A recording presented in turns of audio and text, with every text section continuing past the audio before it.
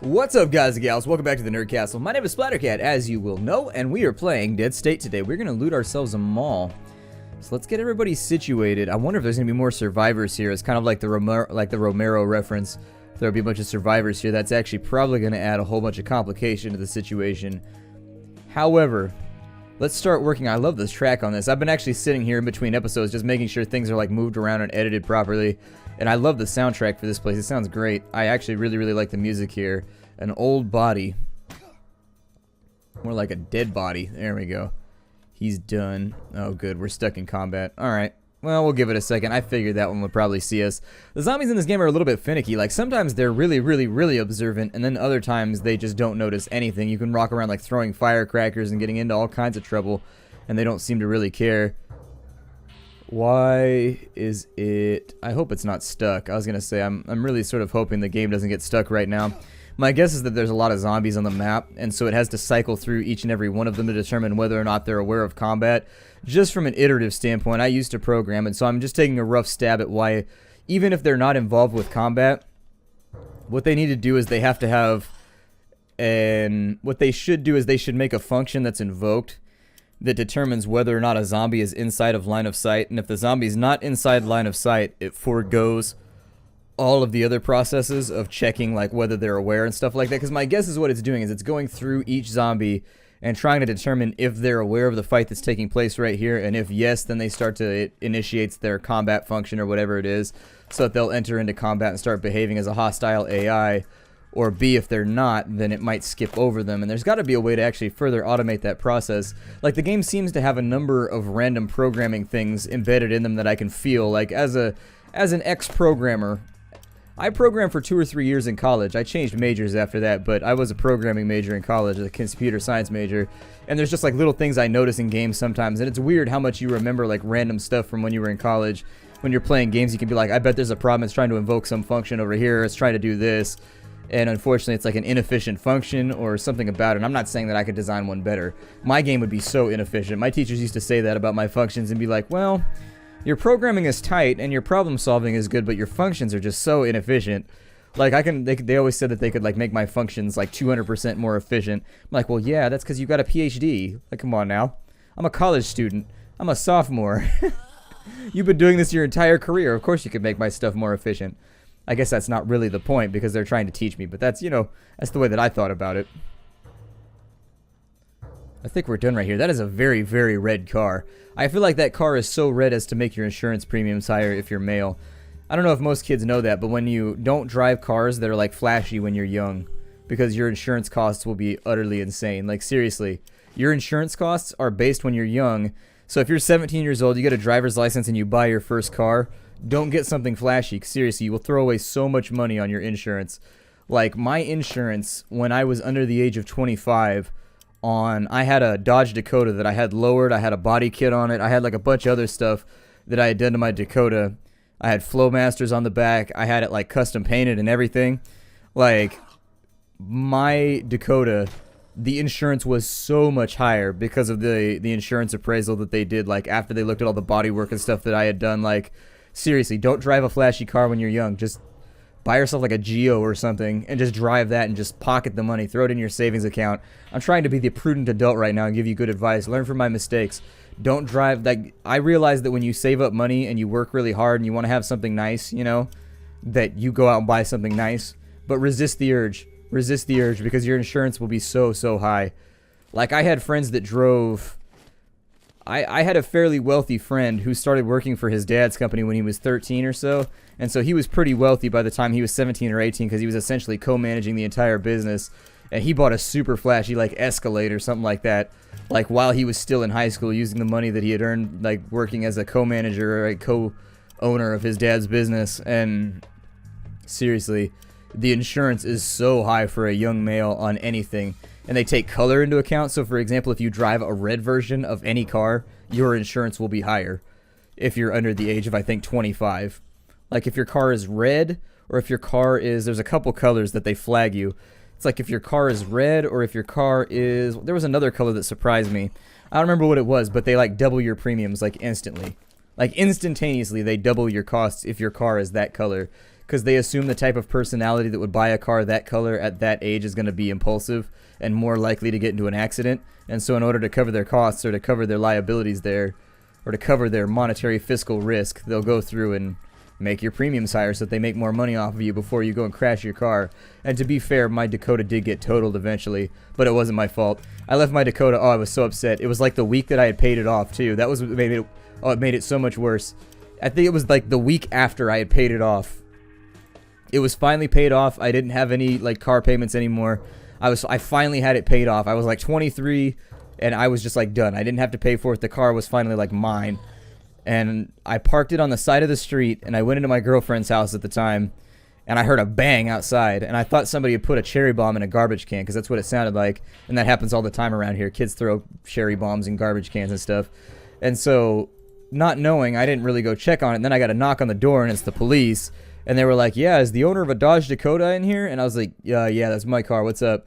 And I noticed, looking over his shoulder, that my car is no longer parked on the side of the street, and I'm like, shit, it got towed. And I was like, that's weird because this is, you can park here. Like, I've parked here for the last 10 years, and if I got towed, that's kind of strange. So anyways, he's like, yeah, so your car is in the neighbor's front yard. It turns out a guy, an 83-year-old man, driving a Honda sports car, doing 75 in a residential zone where the speed limit is 25 miles an hour. He was doing upwards of 75, 80 miles an hour. He had rear-ended my parked car. He had lost control of his vehicle, rear-ended my car and totaled it by driving the transmission. I think he rammed the drive shaft through the transmission, is what my mechanic said. Totaled it instantly and launched my car something like 38 feet into the neighbor's front yard, over the curb. Ridiculous. I was so angry. And here's this like he's like an 82-year-old incoherent old man who doesn't even like know where he is. And I'm like, how did this guy get a driver's license? Like, did the government agency responsible for this like just fall down on the job? Like, how is he? You can talk to him right now and you can tell he's incoherent. Realize he was in an accident just now, but like the next day I called him up and I was like, yeah, I'm taking you to court.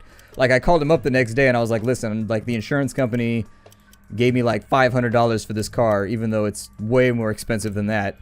And so I'm taking you to court, basically.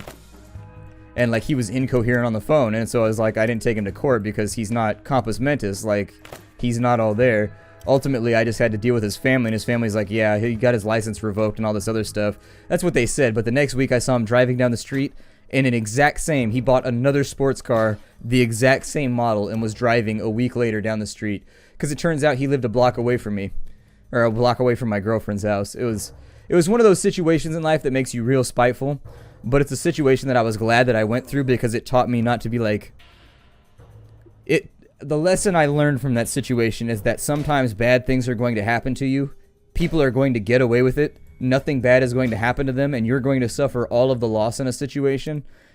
And you just need to learn to deal with that instead of being angry and spiteful for like... And I was real angry and real spiteful about it for a long time. For a long, long time. Because in my mind... Nobody who's that, like, mentally gone should be allowed to drive a car, let alone a car that powerful.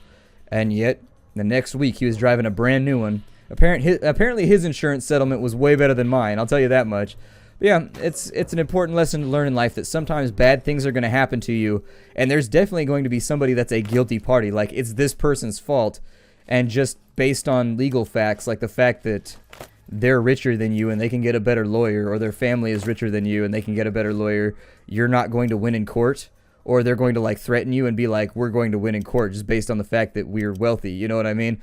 Like, you just need to learn that in life sometimes there are fights that are unwinnable and you just need to like walk away. And yeah, it's going to make you angry and it costs you a ton of money and it's a really, really upsetting situation, but you can sit there and be upset about something you can't change for years on end like I did, or you can be upset for a couple days and then just be like, que sera, and just like try and move on with your life, which is ultimately the lesson that I had to learn. And so just things to be aware of. It's just, it was a shitty situation. Obviously, made me very, very angry. I was furious at the time because this was before I had figured out. I used to have anger issues when I was younger. Believe me, I used to fly off the handle like the drop of a hat. I just like lose my shit when I was younger. And I was still like learning to deal with that as a young adult. And so believe me, I was angry. But sometimes you lose and there's nothing you can do about it. Like, you're just like backs up against the wall. You have lost. There's no way for you to rectify this situation, so you can be upset about it, which will make it even worse. Or you can just like shrug and be like, well, since there's nothing I can do about it, I'm not going to worry about it anymore. And I'm going to try and avoid feeling super negative about it, which is ultimately the decision I had to make a year or two after the fact. I'm hoping, are these guys going to become aware of that? I figured I like to give you these little anecdotes, just maybe it'll help somebody if they're in a similar situation. Because believe me, there's nothing more infuriating than it's something being somebody else's fault and them threatening to sue you over it. Like, you'd be like, what? Like, even the cop that was on duty there was like, yeah, this is kind of bullshit. When they were, like, going off on me, it was just like, you totaled my car and now you're going to take me to court? It was parked on the side of a road, man. Come on now. It was parked on the side of a road. How are you going to blame me for anything when I wasn't even inside? I was inside the house and you crashed into a parked vehicle. That's how bad of a driver you are. You crashed into a parked vehicle. Let's think about that for a minute. What court is honestly going to take your side about any of this? But his family was very much just like, we'll find out. And I'll be like, oh my God. And I was broke. I had just paid off a vehicle. I was broke, so I couldn't even afford to hire a lawyer. You know what I mean? So I was forced to just like take it. That's all you can do. That's all you can do. To be fair, at the time my family had to restrain me because I was like, okay, well I'm gonna go over there and I'm gonna take it out of his I was gonna take it out of his ass or whoever like was responsible, you know, but it's upsetting. It's deeply, deeply upsetting. You just gotta learn to be an adult and just be like, well, bad things happen, I guess. Bad things happen, I guess, and there's nothing you can do about it. I'm clearing zombies right now, so I don't know if this is like incredibly entertaining to everybody, but frankly, I'm just running around batting zombies around in the back of their heads because we've just got to deal with this situation. Is that guy going to become aware? He is, but I'm going to trigger, there we go, we triggered combat first, so it's going to work out in our favor. Let's go ahead and take a couple swings at him. He's got a very nice shirt. I like that shirt. I have that shirt. I used to love collared shirts when I was younger. I went through like a preppy phase. I don't know. I went through like a heavy metal phase when I was like in high school. And then after I got done with that, when I was like in college and I was trying to be like an urban professional with IT and everything, I went through like a yuppie phase where I dressed really nice all the time. I'd have like khakis and like a collared shirt on. I have that shirt. Yeah, there's somebody inside. There's no way this many zombies are lined up behind the building unless there's somebody inside. I'm definitely feeling like the front door was looking a little bit better off than this one over here. I'm still going to try and whack a couple of these zombies because they have good loot. Like, you should always kill zombies if you have the opportunity to, because sometimes they drop like 3 parts, just like that right there. Still, let me pan around the building right now, and this could be a multi-episode scavenge for us. Yeah, I like to give anecdotes. A lot of people tell me that you shouldn't do stuff like that in your LPs. They're like, oh, people are going to judge you. And I'd be like, I don't care if people judge me. That was, 8-10 years ago now. That was a long time ago, and I'm a different person now than I was back then. But if it helps somebody that is that age right now go through a situation that's similar without making the mistakes that I did by becoming angry or possibly becoming like violent or whatever and turning the whole thing into like a giant issue and ordeal, if I can teach somebody to just like have inner peace in a situation like that, or at least help somebody reach that position, like I don't want to sound Zen or, Taoist or Buddhist about it or anything, because I am an agnostic, but there is something to be said about being able to have inner peace in a situation like that, to know that you're right, but not necessarily have to prove that you're right, because there's no way for you to, if you don't have the money to go to court, you don't have the money to go to court, so they're going to win by nature of the fact that you don't even have the money to show up and represent yourself legally. So if you can't do anything about a situation, it's helpful to be able to reach inner peace about that situation and just be like, there's nothing I can do about it, and just walk away, And so if I can help somebody like that, I don't care if people judge me and be like, wow, you were kind of like an angry, violent person when you were young. I'm like, well, yeah, but tell me an 18-year-old that won't take a swing at somebody, like, I don't know. Everybody that I grew up around was like that, so I think some people you could justify it as being like a product of your environment, maybe. I don't know. I don't mean to make it out like I wasn't that violent. It's just like in that situation, violence was the first thing that my head went to once I realized that I had lost and there was no way for me to do anything legally. Like, the first thing that I thought is, okay, then I'm going to do something physically. And, people had to talk me down and out of that. That's not a healthy response to have to that situation, because it's just going to get you in more trouble. Right now, you're blameless. And if you step to that point, you now have blame. And the police are already here. Like, there's no way you're going to get out of this without something bad happening to you, or without ending up on probation or something. So, just have inner peace about the situation. Just be like, oh, well, can't do anything about it. So why get angry? What are you going to do? Beat up an old man? Like, there you go. Like, and that's exactly, his kids were actually the ones that made me the angriest. His kids, like, totally took his side, even though it was pretty cut and clear what happened. I'm like, wow, you're all a bunch of cards, you know that? You're all a bunch of characters. Just get off my front lawn. I don't want to see you anymore. You're trespassing right now. Is that a looter right there? What's going on in here? Oh no, we got Zeds. Okay, well, it looks like somebody tried. He's a leaky male. Ew. We're gonna need a mop. We're gonna need a mop over in the mall. Anybody got a mop? This guy's gonna hear it over here, isn't he? Alright, that's fine. As long as he brings himself into a close enough proximity to where I can, like, take a bat swing at him, I'm happy about it. Yeah, I don't mean to, like, stay on a situation too much, but that's why I do it. A lot of people are like, never bring your personal shit into your LPs. You should be professional. Only talk about video games. Never talk about anything else. Personal stuff is unnecessary, and nobody wants to hear about it. I think the secret right there is not to talk about things that happened in your life from a context of like, oh, poor me. Instead, you have to talk about it from a context of like, something bad happened. Here's the lesson that I learned from it, so that if you find yourself in that situation, you can think about it. You've already had experience with this situation vicariously through me now. And so for you, you can just be like, okay, well, Splattercat said that when he tried to deal with a similar situation in this way, it ended up really, really badly for him. So maybe I should look for an alternate solution so that I don't end up in that same situation. That's the reason why I do it, is because if somebody can glean any sort of like insight from the mistakes that I've made, hell, go ahead. Because I can tell you, it took me years to learn things from some of the bad things that I did. And even then, the thing that I learned in some cases wasn't really worth all of the hassle and pain that you went through to get there. And so if somebody can like skip all those in-between phases where you like doubt yourself and aren't sure what you should have done and just jump straight to the conclusion, there you go. You are quite welcome. It's my pleasure to provide you with that insight. It is my pleasure. That's part of the reason I got into YouTube, is because I like to help people. And if I can help people by entertaining them or maybe teaching them something from, you know, my life and my corner and where I came from, definitely avoid the mistakes that I've made. I mean, don't make the same mistake twice now that I've made you aware of it. Walk right on up on this guy. I don't know. I think, yeah, I was going to say one of these ones right there. You see how they move first? It wasn't this one's awareness that initiated combat. It was these ones over here. I clicked, but I think I clicked a second too late. Oh, and there's a bite right there for 5. Not too bad. Don't have to worry about infection, to be honest, until your health gets lower. If you're wondering what the thresholds are for people getting bit, it's once your health goes critical. So if your character is knocked out and then bitten, absolutely you're going to get infected. If your character is knocked down and has low health and then gets bitten, the chance goes up and up and up the further on into the game that you are. When the game first released, I distinctively remember watching LPs of the game and seeing people get bit like in the first excursion, and they got infected from the first bite.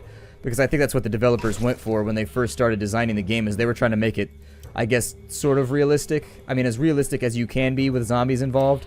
But they were trying to make it so that if you get bit, you're bit. Like, that's it. Like, the first time you get bit, you're infected. But I think that ultimately kind of, like, slowed the game down and made the whole thing like a giant antibiotic crawl. It also made people unnecessarily afraid of zombies. I don't know what's going on with Vic right now. He is just failing something ridiculous at the moment. Like, I don't know why he's taking so many hits. I think these zombies might be upgraded versions or something. It seems like their hit rate is higher. Ever since, like, the last couple episodes, I really do sincerely feel like the zombies' hit rate is quite a bit higher. Like, it seems like they're biting me a lot more frequently than they did at some of the earlier locations. Even without armor, I feel like I'm getting bit more. I feel like I'm falling back on my resistances more frequently. So, there it is. Clip a couple of zombies here and then see if we could finish off clearing out this corridor. I do think this is probably going to be a multi-episode loot right here. Although, if they go this entire mall without some kind of interesting event happening, I will be disappointed. Because malls are so iconic in the zombie setting that everything includes a mall. Left 4 Dead. George Romero started the trope with Dawn of the Dead back in 1979 or 81. I always get that one mixed up, whether it was 79 or 81. It's weird with some movies I can remember the dates. But when it comes to Dawn of the Dead, I always forget if it was 1979 or if it was 1981. And it's not like a big thing because most people aren't pedantic and aren't really going to care about it. But for me, for some reason, I pride myself on being a Romero fan. And so when I forget, it disappoints me. I become disappointed with myself. Romero is what got me into zombies when I was a kid. Like, I was really, really into... This was before the zombie fad. Like, zombies have very much become incredibly popular lately. And I'm happy for that. I think in some ways the fandom has suffered. But I'm glad that zombies are popular now, because I remember the look people used to give me in the late 90s when I would be like, I'm really, really into zombies. Like, zombies are my favorite thing. Back then, like, vampires were all the rage back then. That was back in the day of, like, Blade and all those sorts of things were really, really popular. VTM was really huge, so people were really into vampires in the middle, late 90s. And so I wasn't into vampires, I was into zombies. And I remember the look people used to give me back when I was like, I'm into zombies. And they'd be like, why? Zombies are boring and stupid.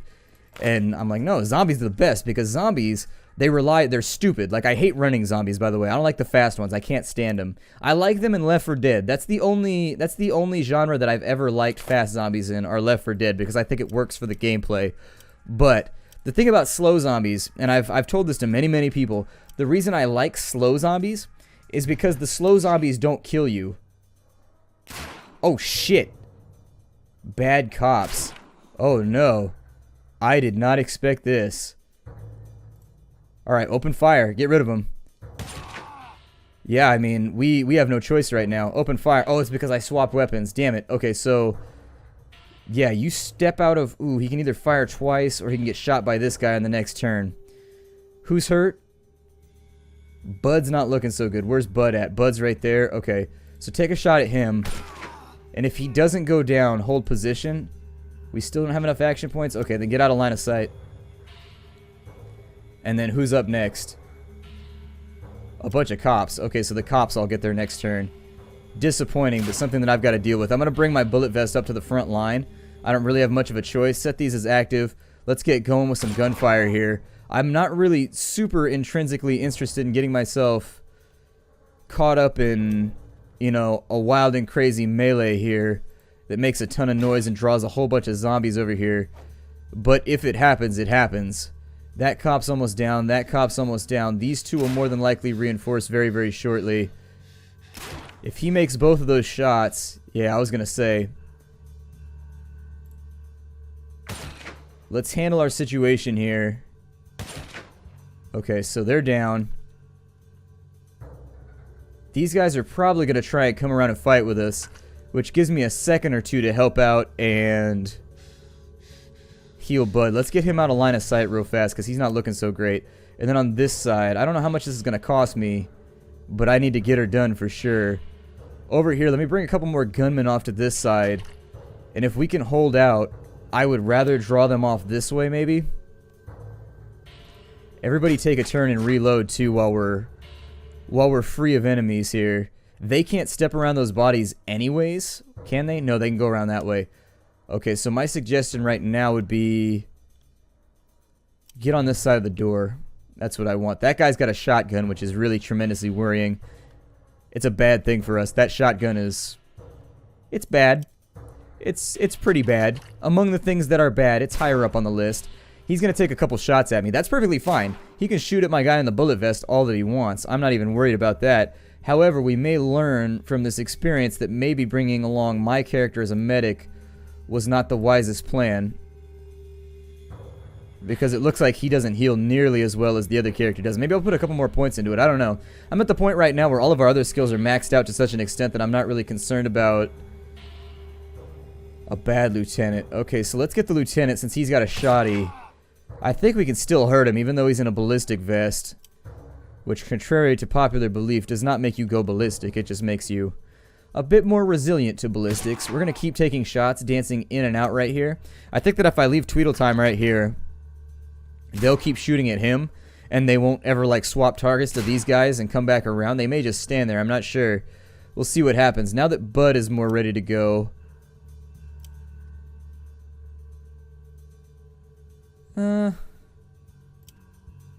I'm not a fan of that plan, man.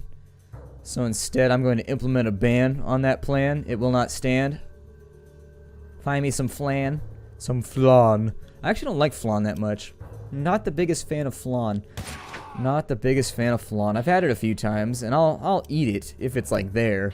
It's like one of those if it's there desserts. Like if there's no other sweets, then yes, I will eat flan. Maybe it's just I haven't had good flan. I've had good souffle before at an expensive restaurant just once or twice in the past, and I love souffle. Nobody can convince me that souffle is not the greatest thing on earth.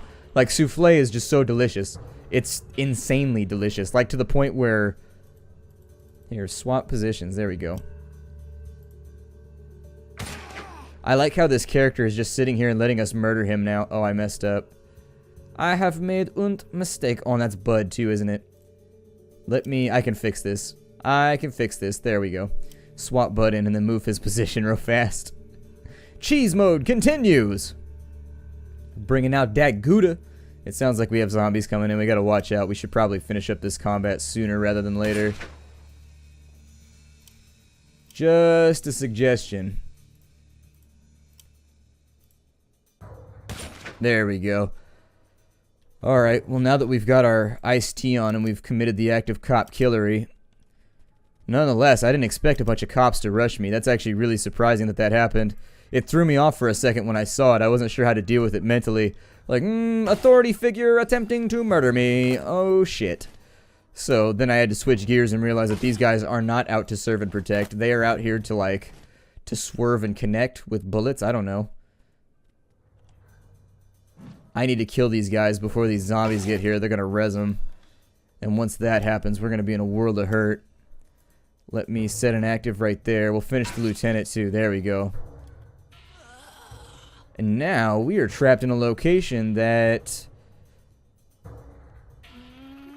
Yeah, I think we got friends coming in. I think we got up to red a couple times during that engagement because everybody had a firearm. And so the distinct possibility that we might make a couple friends here does stand. It is definitely not decrepit in such a way that it is bound to the floor. Okay, so she's going to give us a lovely little pat on the shoulder to make us feel better about our performance. Maybe there aren't more of them. I'm not sure. Well, we're looking pretty good right now. I would figure if there were going to be more, they would already be on us by now. I was worried about that pump shotgun. The riot helmet is actually a really, really good thing to have for our main tank. The bullet vests are not really a bad idea either. I think I might actually strap in a couple more people to be like Tweedletime and have a bit more resilience to gunfire. Killing the cops is not something that I really relish too much because I feel like they would be better served in... I definitely think they would be better served in being on our side rather than against us, but they made that decision. I didn't, so... You know, you deal with that when it comes along, I guess. There we go. We got somebody filled up, so... Paul is filled up. Tweedletime. You were filled up as well. Is that our first crossbow right there? Oh, he's filled up too. Damn, son. Alright, so... I guess that leaves us with just Bud. Which I never mind. If I'm left with just Bud, I'm usually pretty happy. Got a clothes rack over here. Can't carry any more of it. Can you bring the boots along then at least? It's probably the leather jacket that's blocking them up.